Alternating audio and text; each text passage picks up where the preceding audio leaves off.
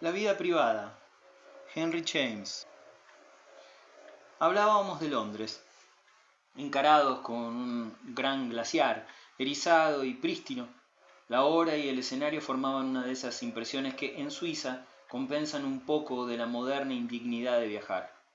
Las promiscuidades y vulgaridades, la estación y el hotel, la paciencia en rebaño, la batalla por un jirón de atención, la reducción a una condición numerada. El alto valle estaba sonrosado con el rosa de la montaña.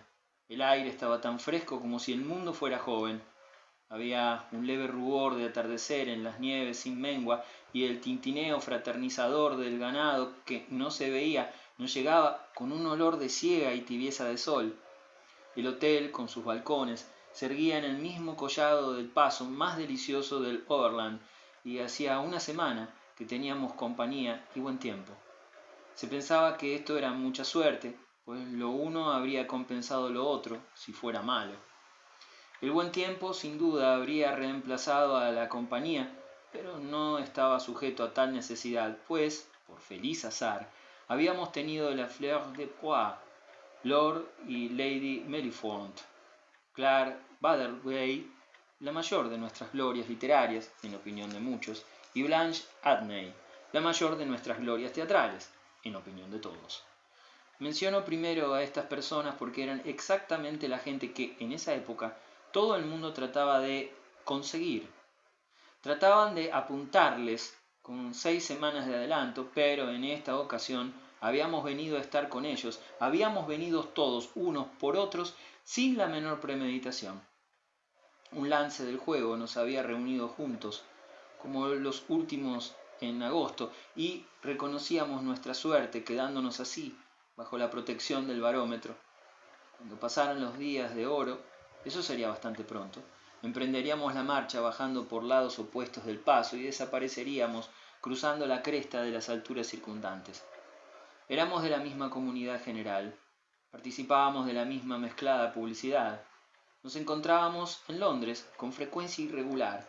Estábamos más o menos gobernados por las leyes y el lenguaje, las tradiciones y los santos y señas del mismo denso rango social. Creo que todos nosotros, incluso las señoras, hacíamos algo, aunque fingíamos que no cuando se aludía a ello. Esas cosas no se aluden, en efecto, en Londres, pero nuestro placer inocente era ser diferentes allí. Debía haber algún modo de mostrar la diferencia, en cuanto que estábamos bajo la impresión de que esa era nuestra vacación anual. En todo caso, sentíamos que la situación era más humana que en Londres, o por lo menos que nosotros lo éramos. Lo decíamos esto con franqueza, hablábamos de ello, de eso estábamos hablando, mientras mirábamos al glaciar que se ruborizaba, precisamente cuando alguien llamó la atención sobre la prolongada ausencia de Lord Mellifont y la señora Atney. Estábamos sentados en la terraza del hotel, donde hacía bancos y mesitas, y aquellos de nosotros más empeñados en demostrar que habíamos regresado a la naturaleza tomábamos a la extraña manera alemana el café antes de la carne. La observación sobre la ausencia de nuestros dos compañeros no la tomó muy en cuenta ni siquiera Lady Mellifont, ni tampoco el pequeño Atney, el cariñoso compositor, pues se había dejado caer solo en la más breve interrupción de la charla de Clare Wathergate. Esta celebridad era Clarence, solo en las portadas de los libros. Precisamente su tema era la revelación de que, al fin y al cabo, todos somos humanos. Preguntó a los reunidos si, francamente, cada cual de nosotros no había sentido la tentación de decir a todos los demás: «No tenía idea de que fuera usted tan agradable». Por mi parte, yo sí había tenido idea de que él lo era, incluso mucho más, pero eso era demasiado complicado para entrar entonces en ello. Además, eso es exactamente mi relato. Había un acuerdo general entre nosotros de que cuando hablaba Bathergate debíamos callar, y no, curiosamente, porque él lo esperara en absoluto. No lo esperaba porque de todos los charlatanes abundantes, él era el más inconsciente, el menos ávido y profesional. Era más bien la religión del anfitrión, de la anfitriona, lo que dominaba entre nosotros. Era idea de ellos mismos, pero siempre esperaban un círculo de atención cuando el gran novelista cenaba con ellos. En la ocasión a que aludo probablemente no había nadie con quien él no hubiera cenado en Londres y notábamos la fuerza de esa costumbre. Había incluso cenado conmigo y esa noche, como ese atardecer alpino, no me había costado refrenar la lengua, absorto como lo estaba siempre en estudiar la cuestión que siempre surgía ante mí, hasta tal nivel en su hermosa, cuadrada y recia estatura. La cuestión era más atormentadora porque él, estoy seguro, nunca sospechó que le impusiera, así como tampoco había observado nunca que todos los días de su vida alguien le escuchara en la cena. Solían llamarle subjetivo en los semanarios, pero en sociedad ningún hombre distinguido podría haberlo sido menos. Nunca hablaba de sí mismo y ese era un punto sobre el que, al parecer, nunca reflexionaba siquiera, aunque hubiera sido tremendamente digno de él. Tenía sus horas y sus costumbres, su sastre y su sombrerero, su higiene y su vino predilecto, pero todas esas cosas reunidas nunca constituían una actitud. Sin embargo, constituían la única actitud que él adoptaba, y era fácil para él aludir a que éramos más agradables viajando por el extranjero que en casa. Él sí que estaba exento de variaciones, y en absoluto más o menos agradable en un lugar que en otro. Se diferenciaba de otra gente, pero nunca de sí mismo, salvo en el sentido extraordinario que voy a explicar ahora, y me daba la impresión de no tener estados de ánimo, ni sensibilidades, ni preferencias. Podría haber estado siempre con la misma compañía. En cuanto a reconocer influencias de edad o situación o sexo, se dirigía a las mujeres exactamente igual que a los hombres, y cotilleaba con ellos, con todos los hombres por igual, sin hablar mejor a los listos que a los tontos. Yo solía sentirme desesperado ante ese modo de que le gustara un tema, por lo que yo podía decir, igual exactamente que otro, yo mismo detestaba a algunos. Jamás le encontré sino ruidoso y animado y desbordante, y jamás le oí lanzar una paradoja, ni expresar un matiz, ni jugar con una idea. La ocurrencia de que fuéramos humanos era, en su conversación, un vuelo realmente excepcional. Sus opiniones eran sanas y de segunda clase, y sobre sus percepciones era demasiado desconcertante pensar. Yo le envidiaba su magnífica salud. Padre Rey había avanzado con su paso igual y su conciencia perfectamente buena por el llano país de la anécdota, donde se ven los relatos desde lejos como molinos de viento o postes de señales, pero al cabo de poco tiempo observé que la atención de Lady Mellifont se desviaba. Sucedía que yo estaba sentado a su lado. Me di cuenta de que sus ojos vagaban con cierta preocupación por el pie de las laderas de las montañas. Al fin, después de mirar el reloj, me dijo: ¿Sabe usted a dónde fueron? ¿Quiere decir la señora Adney y Lord Mellifont? Lord Mellifont y la señora Adney. Las palabras de Lady Mellifont parecían corregirme, bien inconscientemente, pero no se me ocurrió que eso fuera porque estuviera celosa. No le atribuí tan vulgar sentimiento. En primer lugar porque me resultaba simpática y en segundo lugar porque a uno siempre se le ocurriría que lo correcto en cualquier relación era poner antes a Lord Mellifont. Él era antes, extraordinariamente antes. No digo el más grande, ni el más sabio, ni el más famoso, pero esencialmente en el comienzo de la lista y en la cabecera de la mesa. Eso es una posición por sí mismo y su mujer estaba acostumbrada por naturaleza a verle en ella. Mi modo de hablar había sonado como si la señora Adney le hubiera tomado consigo, pero eso no era posible. Él solo tomaba consigo a los demás. Nadie podía saberlo mejor que Lady Mellifont, según la naturaleza de las cosas. Yo, al principio, considerándola algo dura y hasta un poco saturnina, había tenido miedo de ella, con sus rígidos silencios y la extrema negrura de casi todo lo que constituía su persona. Su palidez parecía ligeramente gris y su reluciente pelo negro parecía metálico, como los broches y brazaletes y peinetas con que siempre se adornaba. Estaba en perpetuo luto y llevaba innumerables ornamentos de azabache y ónice y numerosas cadenas tintineantes con cuentas y tubitos de cristal. Había oído a la señora Adney llamarla la reina de la noche, y el término la describía bien si se entendía que la noche estaba nublada. Tenía un secreto, y aunque no lo descubría al conocerla mejor, por lo menos se percibía que era amable y sin afectación, ilimitada, y también bastante sumisamente triste. Era una mujer con una enfermedad indolora. Le dije que solo había visto a su marido y a su acompañante pasear por el barranco abajo, hacía una hora, y sugerí que quizás el señor Adney sabría algo de sus intenciones. Vincent Adney, que aunque tenía 50 años parecía un niño bueno a quien se le había grabado que los niños no deben hablar delante de los mayores, cumplía su papel con notable sencillez y buen gusto en el puesto de marido de una gran figura del teatro. Aunque se dijera mucho que ella se lo facilitaba, no se podía menos de admirar el hechizado cariño con que él lo daba todo por supuesto. Es difícil para un marido que no actúa en escena, o por lo menos que no forma parte del teatro, tomar con gracia a su mujer, que sí actúa. Pero Adney tenía más que gracia, era exquisito, inspirado. Ponía a su amada en música y ya recuerdan que auténtica podía ser su música. Las únicas composiciones inglesas por las que he visto jamás interesarse a un extranjero. Su mujer estaba siempre en ellas, por un lado o por otro. Eran como una rica traducción libre de la impresión producida por ella cuando se escuchaban. Parecía ella cruzar riendo, con el pelo suelto por el escenario. Él no había pasado de ser un pequeño violinista en el teatro de ella, siempre en su sitio durante los actos, pero ella le había hecho ser algo raro y malentendido. La superioridad de ambos se había convertido en una especie de empresa común, y su felicidad era parte de la felicidad de sus amigos. La única incomodidad de Adney era no saber escribir una obra teatral para su mujer, y el único modo como se entrometía en los asuntos de ella era preguntando a gentes imposibles si no podrían ellos. Lady Mellifont, después de mirar hacia él por un momento, me hizo notar que preferiría no hacerle ninguna pregunta. Añadió al cabo de un instante: prefiero que la gente no se dé cuenta de que estoy nerviosa. ¿Está usted nerviosa? Siempre me pongo nerviosa cuando mi marido está alejado algún tiempo de mí. ¿Imagina que le habrá ocurrido algo? Sí, siempre.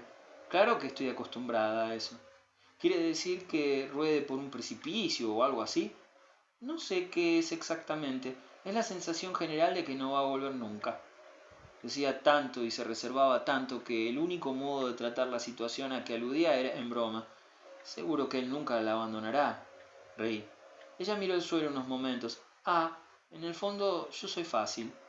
Nada le puede ocurrir nunca a un hombre tan completo, tan infalible, tan armado en todos los puntos. Continué animándola. Ah, no sabe usted qué armado está, exclamó ella con un temblor en la voz tan extraño que solo me lo pude explicar por su nerviosismo. Esta idea me confirmó al cambiar de sitio ella inmediatamente después, pasando a otro asiento, sin venir a cuento, no como para interrumpir nuestra conversación, sino porque estaba agitada. No sabía qué le podía pasar, pero al fin me sentí aliviado al ver a la señora Adney viniendo hacia nosotros. Llevaba en la mano un gran ramo de flores silvestres, pero no la acompañaba a su lado Lord Mellifont.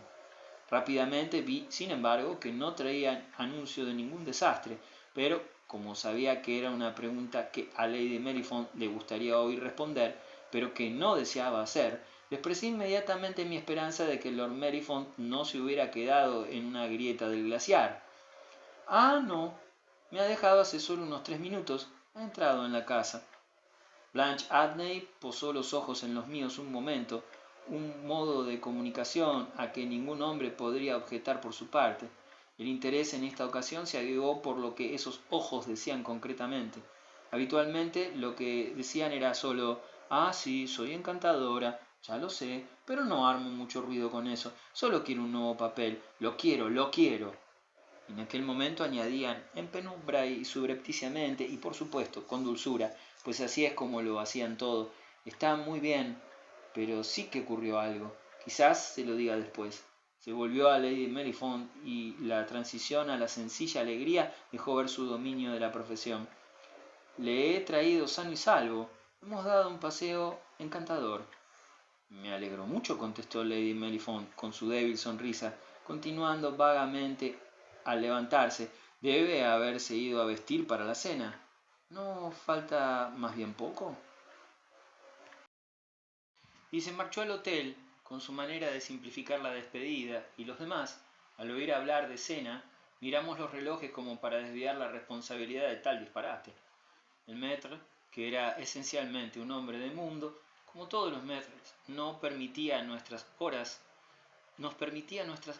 y lugares propios, de modo que por la noche, aparte bajo la lámpara, formábamos una alianza, un grupito al que se le permitía todo. Pero eran solo los Mériforme quienes que se vestían y a quienes se les reconocía por naturaleza que se tenían que vestir. Ella exactamente del mismo modo que en cualquier otra noche de su ceremoniosa existencia. No era mujer cuyas costumbres pudieran tomar en cuenta algo tan mudable como la adecuación. Y él, en cambio, con notable ajuste y adaptabilidad. Era casi tan hombre de mundo como el maître y hablaba casi tantos idiomas, pero se abstenía de aspirar a comparar fracs y chalecos blancos, analizando cada ocasión de modo mucho más sutil, en terciopelo negro, terciopelo azul y terciopelo pardo, por ejemplo, en delicadas armonías de corbata y sutiles informalidades de camisa. Tenía una indumentaria para cada función y una moral para cada indumentaria, y sus funciones y sus indumentarias y su moral eran siempre parte de la diversidad de la vida, al menos parte de su belleza y su romanticismo, para un inmenso círculo de espectadores. Para sus amigos particulares, desde luego, esas cosas eran más que una diversión, eran un tema habitual, un apoyo social y, desde luego, además, un motivo de perpetua suspensión. Si su mujer no hubiera estado presente antes de la cena, de eso es, probablemente, de lo que habríamos estado discutiendo los demás. Clark Waterbury tenía un filón de anécdotas sobre todo ese asunto. Él había conocido a Lord Mériforme casi desde el principio. Una peculiaridad de ese noble era que no podía haber conversación sobre él que no tomara al momento forma de anécdotas, y una distinción aún mayor, que al parecer no podía haber anécdota que en conjunto no resultara en su honor. Si hubiera entrado en un cuarto en cualquier momento, la gente le podría haber dicho francamente: claro que contábamos historias de usted. Para lo que son las conciencias en Londres, la conciencia de todos habría sido buena. Además, hubiera sido imposible imaginarle recibiendo ese tributo más que amablemente, pues siempre estaba tan tranquilo como un actor al que le dan la entrada a tiempo. Nunca en su vida había necesitado apuntador, hasta sus cohibimientos estaban ensayados. Por mi parte, cuando se hablaba de él, siempre tenía la extraña impresión de que hablábamos de los muertos. Era con esa especial acumulación de saboreo.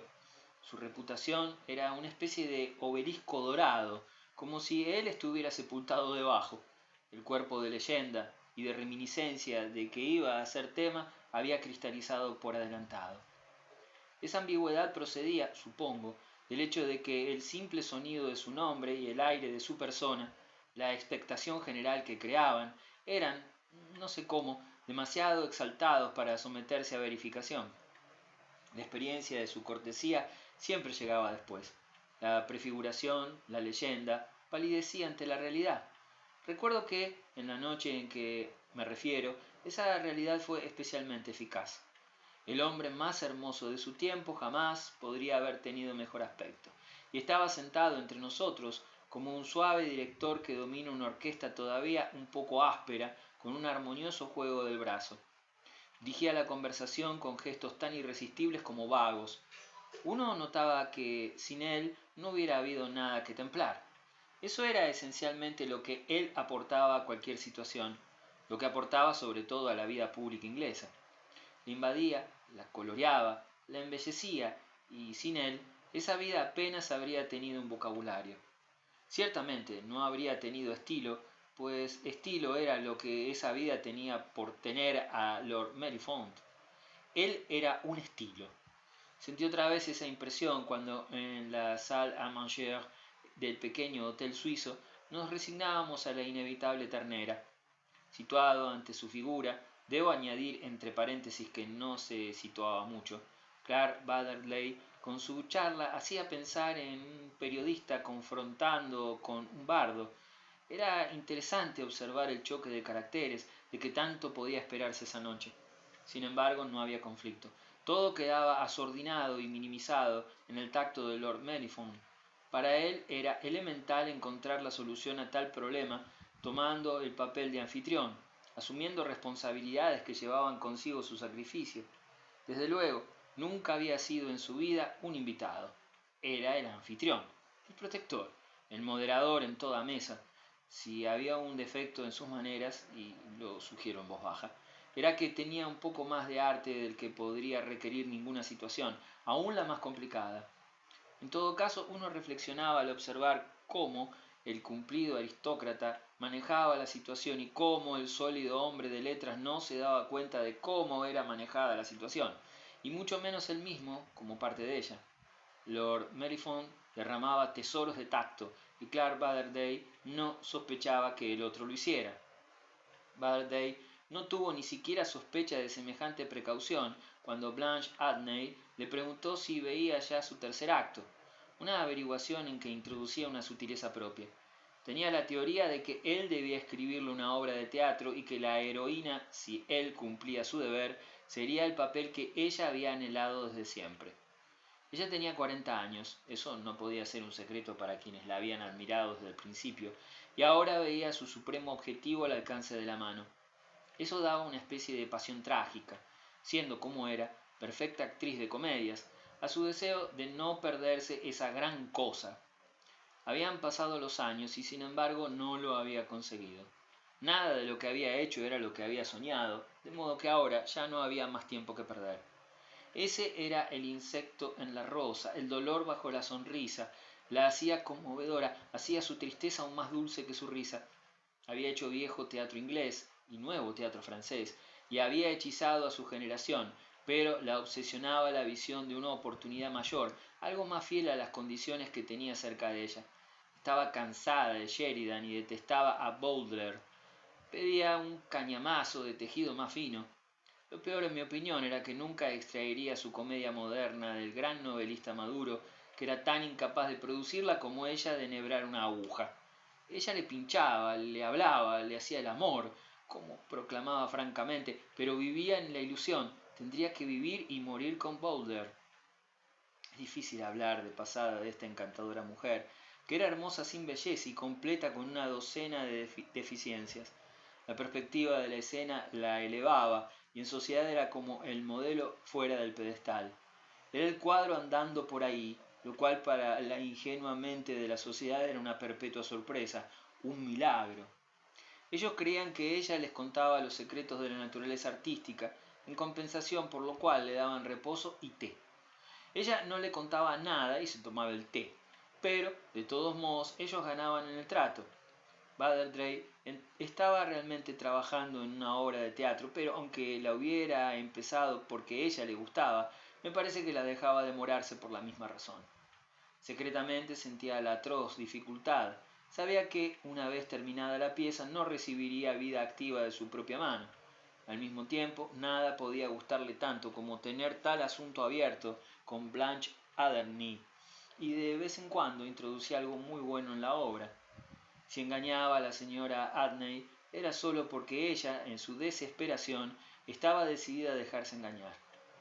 Cuando preguntó sobre el tercer acto, contestó él que antes de cenar había escrito un trozo magnífico.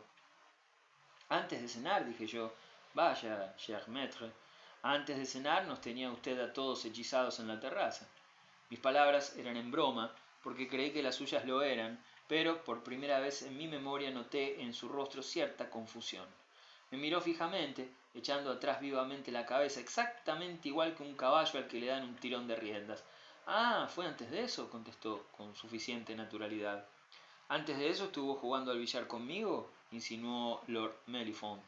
Entonces debe haber sido ayer, dijo Butterday. Pero estaba acorralado. Me dijo esta mañana que ayer no había hecho nada, objetó la actriz. Me parece que no sé realmente cuándo hago las cosas. Butterday miró vagamente a una fuente que le ofrecían sin servirse. Basta con que lo sepamos nosotros, sonrió Lord Mellifont. No creo que haya escrito ni una línea, dijo Blanche Addney. Creo que les podría repetir la escena. Butterday se sirvió Haricot Birds.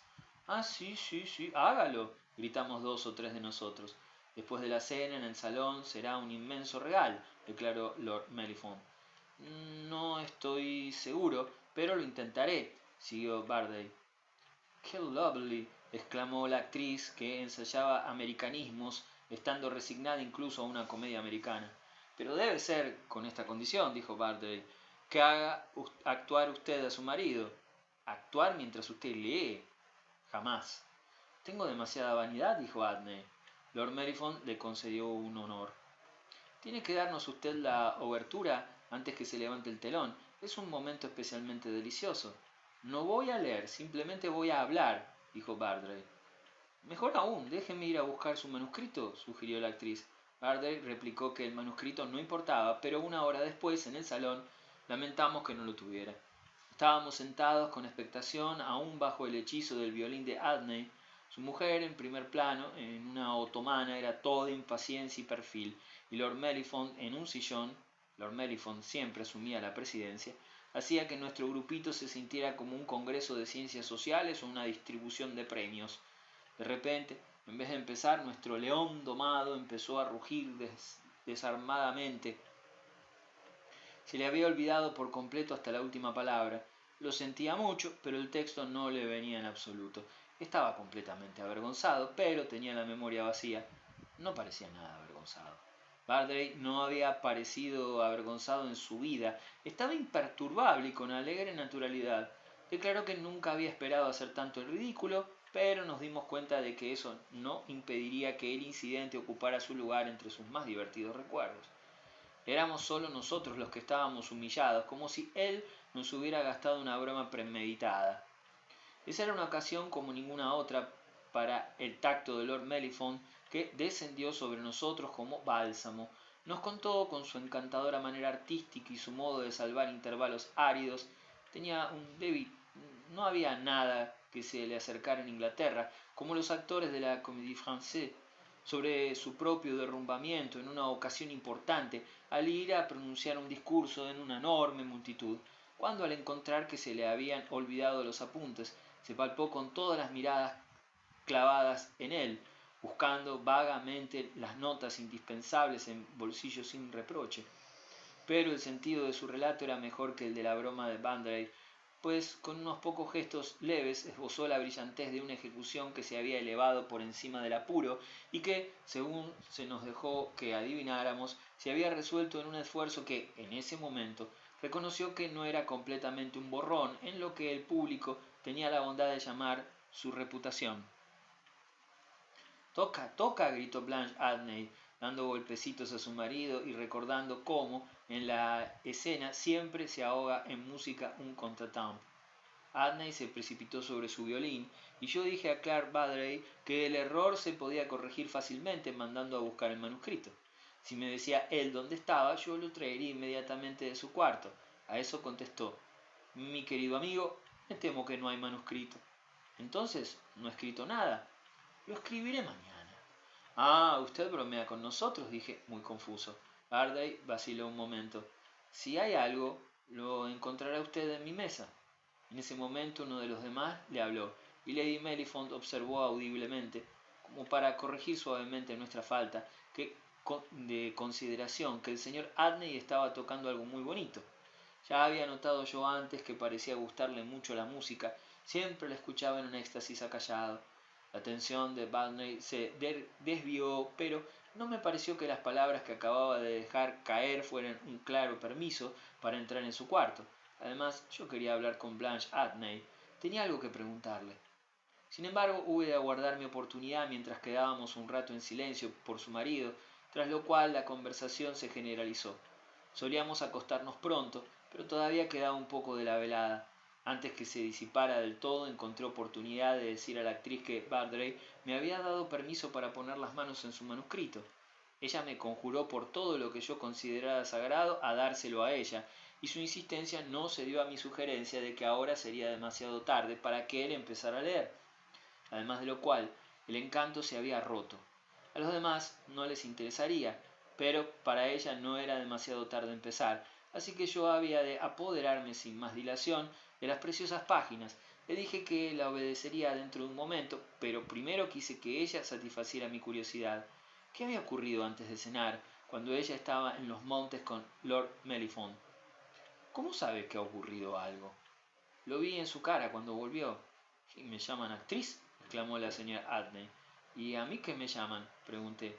Usted es un investigador de corazones, esa cosa tan frívola, un observador. Ojalá permitiera a un observador escribir una obra de teatro, exclamé. A la gente no le importa lo que escriba usted, rompería cualquier racha de suerte. Bueno, veo obras de teatro alrededor de mí por todas partes, declaré. El aire está lleno de ellas esta noche. El aire, gracias por nada. Ojalá estuvieran llenas de ellas los cajones de mi mesa. ¿Le hizo el amor a usted en el glaciar? Proseguí. Me miró pasmada. Luego rompió en el bien medido éxtasis de su risa. Lord Mellifont, el pobre. ¡Qué sitio más divertido! Sí que sería desde luego el sitio para nuestro amor. Se cayó en una grieta del glaciar, continué.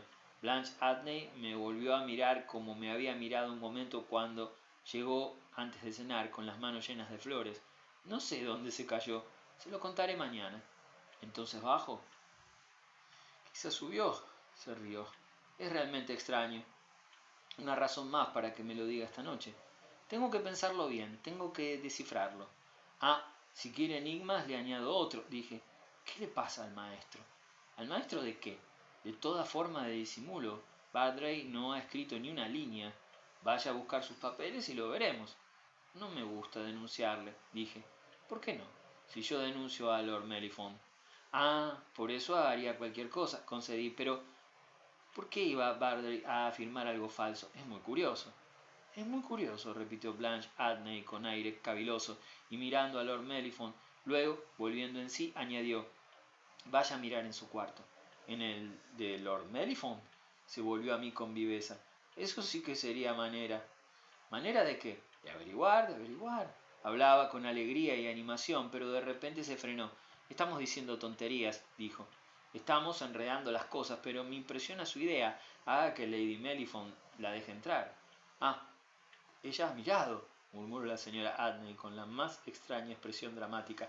Luego, tras un movimiento de su bella mano levantada, como para echar a un lado una visión fantástica, exclamó imperiosamente: Tráigame esa escena, tráigamela. Voy a buscarla, dije, pero no me diga que no sé escribir una obra de teatro. Ella se apartó de mí, pero mi recado quedó interrumpido por una señora que se acercó con un álbum de cumpleaños. Llevaba varias noches amenazándonos con él, y que me hacía el honor de solicitar mi autógrafo. Se lo había pedido a los demás, y no podía excluirme con decencia. Yo solía ser capaz de recordar mi nombre, pero siempre me llevaba algún tiempo recordar mi fecha de nacimiento, y aún después nunca estaba muy seguro. Vacilé entre 2 días e hice observar a mi peticionaria que firmaría en los dos, si eso le daba satisfacción. Ella dijo que sin duda no había nacido más que una vez, y yo contesté, por supuesto, que el día en que la conocía había vuelto a nacer. Menciono esa broma tan floja solo para mostrar que, con la obligatoria inspección de los demás autógrafos, tardamos unos minutos en el asunto. La señora se marchó con su libro y entonces me di cuenta de que el grupo se había dispersado. Yo estaba solo en el salón que se había reservado para nuestro uso. Mi primera impresión fue de decepción. Si Bardray se había acostado, no quería molestarle. Sin embargo, mientras vacilaba, me di cuenta de que Bardray no se había ido a acostar. Había una ventana abierta y me llegaba el sonido de voces de fuera. Blanche estaba en la terraza con su dramaturgo y hablaban de las estrellas. Me acerqué a la ventana a echar una mirada. La noche alpina era espléndida. Mis amigos habían salido juntos. La actriz se había puesto un abrigo. Tenía el aspecto que yo recordaba de verla entre bastidores del teatro. Ellos estuvieron un rato en silencio y oí el rugido de un torrente cercano. Me volví al salón y la tranquila luz de la lámpara me dio una idea. Nuestros compañeros se habían dispersado. Era tarde para un país bucólico y los tres tendríamos el sitio para nosotros solos. Clark Bardray había escrito su escena, era magnífica, y el leérnosla allí a tal hora sería un episodio muy memorable. Yo bajaría su manuscrito y le saldría al encuentro a los dos cuando entraran. Salí del salón con esa idea. Había estado en el cuarto de Bardray y sabía que estaba en el segundo piso, el último de un largo pasillo. Un momento después tenía la mano en el pestillo de la puerta, que naturalmente abrí de un empujón sin llamar. Era igualmente natural que, en ausencia de su ocupante, el cuarto estuviera oscuro, cuanto más que, estando sin iluminar a esa hora el extremo del pasillo, la oscuridad no disminuyó en cuanto se abrió la puerta. Solo me di cuenta al principio de que no me había equivocado y que, no habiéndose echado las cortinas, tenía delante un par de aberturas vagamente alumbradas por las estrellas. Con su ayuda, sin embargo, no tenía bastante para encontrar lo que había venido a buscar y ya estaba echando mano a la cajita de cerillas que siempre llevaba para los cigarrillos, cuando de repente la retiré sobresaltado, lanzando una exclamación y una excusa. Me había equivocado de cuarto. Una mirada continuada durante 3 segundos me mostró una figura sentada ante una mesa junto a una de las ventanas, una figura que al principio había tomado yo por una manta de viaje tirada en una silla. Me retiré sintiéndome intruso, pero al hacerlo así me di cuenta con más rapidez que lo que se tarda en expresarlo, en primer lugar de que ese era el cuarto de Bardray, y en segundo lugar de que extrañamente era el mismo Bardray el sentado ante mí. Conteniéndome en el umbral tuve una sensación momentánea de desconcierto, pero antes de ser consciente exclamé: «¡Hola! ¿Es usted Bardray?». Él ni se movió ni me contestó, pero mi pregunta recibió una inmediata respuesta práctica al abrirse una puerta en el otro lado del pasillo. Un criado con una vela salió del cuarto de enfrente y a su temblorosa luz reconocí claramente al hombre a quien un momento antes había creído absolutamente dejar abajo en conversación con la señora Adney. Estaba medio vuelto de espaldas hacia mí, inclinado sobre la mesa en actitud de escribir, pero me di cuenta de que yo no estaba equivocado en cuanto a su identidad. «Perdone, creí que estaba usted abajo», dije, y como ese personaje no daba señales de oírme, añadí: «Si está usted ocupado, no le molestaré». Retrocedí, cerrando la puerta. Había estado allí, supongo, menos de un minuto. Tenía una sensación confusa que, sin embargo, se aumentó infinitamente un momento después. Me quedé allí, con la mano aún en el pomo de la puerta, abrumado por la impresión más extraña de mi vida. Bardray estaba en su mesa, escribiendo, y era un sitio muy natural para que estuviera, pero ¿por qué escribía en la oscuridad? ¿Y por qué no me había contestado? Esperé unos segundos a ver si oía algún movimiento, a ver si no volvía en sí de su abstracción. Un acceso imaginable en un gran escritor y exclamaba: «¡Ah, mi querido amigo! ¿Es usted?». Pero no oía más que el silencio. No notaba más que la penumbra iluminada por las estrellas del cuarto, con la inesperada presencia que encerraba. Me alejé, volviendo lentamente sobre mis pasos, y bajé confuso las escaleras. La lámpara aún estaba encendida en el salón, pero éste estaba vacío. Doblé hacia la puerta del hotel y salí fuera. También la terraza estaba vacía. Blanche Adney y el caballero que la acompañaba, al parecer, habían entrado. Me quedé vagando por allí unos 5 minutos, luego me fui a acostar. Dormí mal, porque estaba agitado. Al volver a pensar en esos extraños sucesos, ya verán al fin que eran extraños.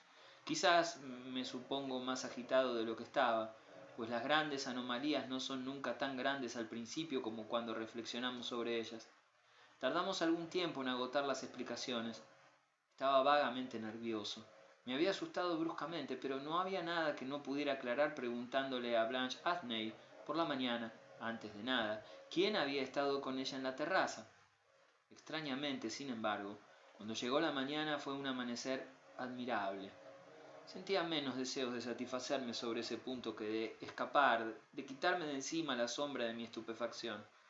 Vi que el día sería espléndido y sentí el capricho de pasarlo como había pasado muchos días felices de la juventud, vagando a solas por la montaña.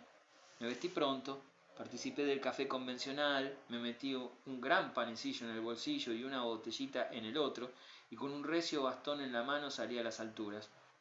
Mi relato no tiene mucho que ver con las horas de encanto que pasé allí, horas de esas que dejan intensos recuerdos.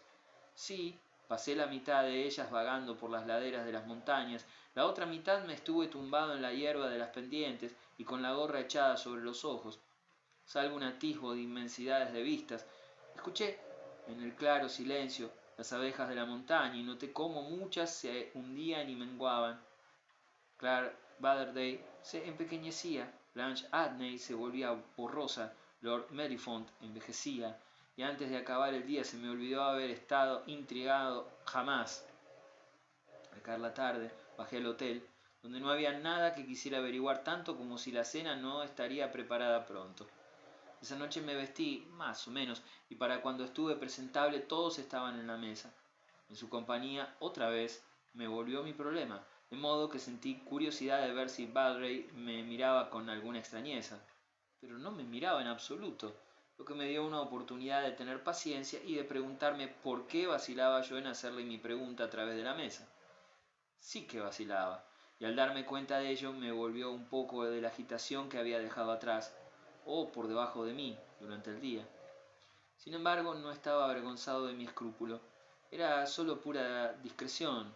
No había estado bien lo que vagamente me parecía una investigación pública.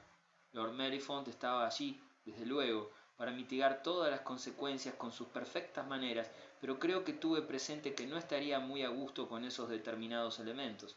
Así pues, cuando nos levantamos me acerqué a la señora Adney, preguntándole si, puesto que el anochecer era delicioso, no daría una vuelta conmigo fuera. Usted ha andado 100 millas. ¿No sería mejor que se quedara quieto? Contestó. Andaría 100 millas más para conseguir que me dijera algo. Me miró un momento, con un poco de extrañeza que había buscado yo, sin encontrarla en los ojos de Clark Baldray. ¿Quiere decir qué pasó con Lord Merryfont? ¿Con Lord Merryfont? Con mi nueva especulación había perdido ese hilo. ¿Dónde está su memoria? Aturdido. Hablábamos de eso anoche. Ah, sí, exclamé, recordando. Tendremos muchas cosas de qué hablar. La saqué a la terraza y antes de dar 3 pasos le pregunté, ¿quién estaba con usted anoche aquí? Anoche, repitió ella tan desorientada como yo antes. A las 10, después mismo de dispersarse nuestro grupo, usted salió con un caballero. Hablaban de las estrellas. Se quedó pasmado un momento y luego lanzó su risa. ¿Tiene usted celos del bueno de Bardray? ¿Entonces era él? Claro que era. ¿Y cuánto tiempo se quedó? No va a sacar nada. Se quedó como un cuarto de hora, quizás más. Caminamos un poco. Él hablaba de su obra de teatro. Ahí lo tiene todo. Esa es la única brujería que he usado. ¿Y qué hizo luego Bardray? No tengo ni idea. Yo le dejé y me fui a acostar. ¿A qué hora se fue usted a acostar? ¿A qué hora se acostó usted? Por casualidad recuerdo que me separé del señor Bardray a las 10:25, dijo la señora Adney. Volví al salón a recoger un libro y me di cuenta del reloj. O sea que usted y Bardray se entretuvieron aquí con precisión desde alrededor de las 10:05 hasta la hora que dice. No sé si con precisión, pero sí con buen humor. Ah, ¿voulez-vous venir? Preguntó Blanche Adney. Sencillamente a esto, mi querida señora, que a la hora en que su acompañante estaba ocupado del modo que usted describe, también estaba ocupado en la composición literaria en su cuarto. Ella se quedó parada ante eso, y sus ojos tomaron una expresión en la sombra. Quiso saber si yo negaba su veracidad, y yo, al contrario, contesté que la apoyaba, y eso hacía tan interesante el caso. Ella replicó que eso solo sería si ella apoyaba mi opinión, lo cual, sin embargo, no tuve dificultad en convencerla para que hiciera. Además, después de contarle detalladamente el incidente en mi búsqueda del manuscrito, ese manuscrito que en ese momento, por una razón que ahora podía entender, parecía haberse leído tan completamente de la cabeza. Su charla me hizo olvidarlo. Me olvidé que le había mandado a usted por él. Él compensó su fracaso en el salón. Me declamó la escena, me dijo mi acompañante. Se había dejado caer en un banco para escucharme y, mientras seguíamos allí sentados, me sometió a su propio examen. Luego se echó a reír otra vez. Ah, las excentricidades de los genios. Ah, los misterios de la grandeza. Usted debería saberlo sobre todo sobre ellos. Pero a mí me toman por sorpresa. ¿Está usted absolutamente seguro de que era el señor Baldray? Preguntó mi acompañante. Si no era él, ¿quién era posible que fuera?